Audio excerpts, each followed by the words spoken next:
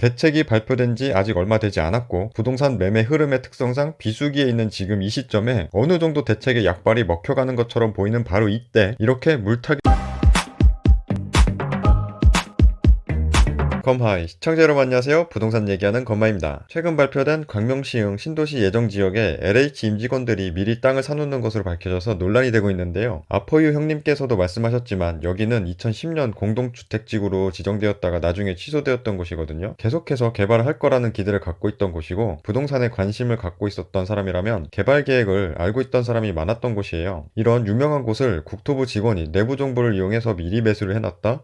좀 이상하죠. 물론 국민들이 왜 화가 났는지도 충분히 이해갑니다. 택지지구를 조성하는 일을 하는 LH 공기업 직원들이 이런 곳에 미리 땅을 사놓고 재산을 증식하는 모습이 좋지 않은 게 사실이고 안 사놓는 게 더 바람직한 공무원의 행동이거든요. 욕먹는 것도 당연하죠. 저도 당연히 좋게 보지 않아요. 다만 예전부터 개발 계획이 꾸준히 나왔던 곳이라 내부 정보를 미리 빼돌려 사전에 미리 매수해놨다는 것은 아닌 것으로 보인다는 아포유 형님의 의견에 저도 개인적으로 동의하는 입장입니다. 그러면서 아포유 형님께서는 이미 예전부터 개발 계획이 있던 곳인데 갑자기 같은 진영 측에서 의혹을 제기하고 나오니 변창흠 장관이 파워게임에서 밀리는 것 아니냐, 그리고 결국 그의 대책도 흐지부지 될 수 있을 것 같다는 의혹을 제기하셨는데요. 저는 사실 거기에 하나를 더 말씀드리고 싶어서 이 영상을 제작했습니다. 지금 정부의 계속되는 부동산 정책 실패로 부동산 가격이 안드로메다로 가버려서 정말 많은 국민들이 정부의 부동산 정책에 대해서 신뢰를 하지 못하게 되었는데요. 이 부분에 대해서는 아마 정말 많은 분들이 인정하실 거예요. 그쵸? 이런 상황을 해결하고자 이번에 변창흠 국토부 장관이 새로 취임하면서 공급 부족을 인정하고 부동산 가격을 잡기 위해 역대급 공급 대책이라는 이사 대책을 발표했는데요. 그런데 이 이사 공급 대책은 부동산에 대해서 공부만 조금 해봤던 사람이라도 바로 할 수 있는 전혀 실효성이 없는 대책이었다는 게 문제잖아요. 언제 어디에 어떻게라는 현실적인 내용은 쏙 빠진 채로 서울 어딘가에, 수도권 어딘가에 공공이 주도해서 이득을 주면 개발을 할 수 있을 거라는 실행 가능성도 거의 없는 정말 상상 임신 같은 정책이었다는 것을 부동산에 관심이 있었던 분들이라면 누구나 알고 계셨을 건데요. 혹시나 이사 대책이 왜 잘못되었는지 잘 모르시겠다는 분들은 지금 우측 상단에 링크 걸어드릴 테니 이 영상 참고하시고요. 저는 지금 이러한 상황에서 강력하게 의심되는 것이 바로 다시 한번 부동산 투기꾼들을 적폐청산하는 모습으로 그동안 부동산 정책 실패를 덮고 지지율 반등을 노리는 큰 그림이 아닐까 생각해요. 이사 대책이 역대급 공급 대책이라고 발표는 해놨는데 사실 전부 공급으로 나올 수 있는 것도 아니고 진짜 조건이 맞는 일부 지역에서 소규모 물량이 공급이 가능해진다 하더라도 시간이 엄청나게 걸릴 거라는 건 명백한 사실이거든요. 이대로 공급은 나오지 않고 부동산 가격이 계속 올라버리면 시간이 얼마 안 남은 서울시장, 부산시장 등을 다시 뽑는 2021년 재보궐선거는 몰라도 내년 2022년 대선 때 계속해서 부동산 정책에 실패했다는 꼬리표를 자르기는 굉장히 어렵잖아요. 정부는 지금 이 부분에 대한 해결책이 간절히 필요한데 지금 정부의 부동산 정책으로는 도저히 불가능한 것도 사실이거든요. 정책의 방향의 실패를 완전히 인정하고 처음으로 되돌리던가 양도세를 많이 낮춰서 다주택자들이 그나마 물건을 내놓을 수 있게 혜택을 주고 일시적으로 주택 매수 가능 공급을 늘린 다음에 순차적으로 재개발 재건축을 민간이 원하는 방향으로 화끈하게 풀어줘야 되는데 이렇게 되면 또 그동안 부동산 불로소득을 반대해오던 현 지지자들을 모두 이룰 수 있거든요. 이거 그래서 절대 못합니다. 본인들 지지 기반이 날아가는데 할 수가 없어요. 도저히 할 수가 없으니 이대로 지지자들을 만족시키면서 부동산 정책의 실패를 덮고 갈 만한 계기를 만들고 싶어 하지 않았을까요? 아는 사람들은 너무 뻔하게 실패가 예측이 되는 이사 대책의 결과가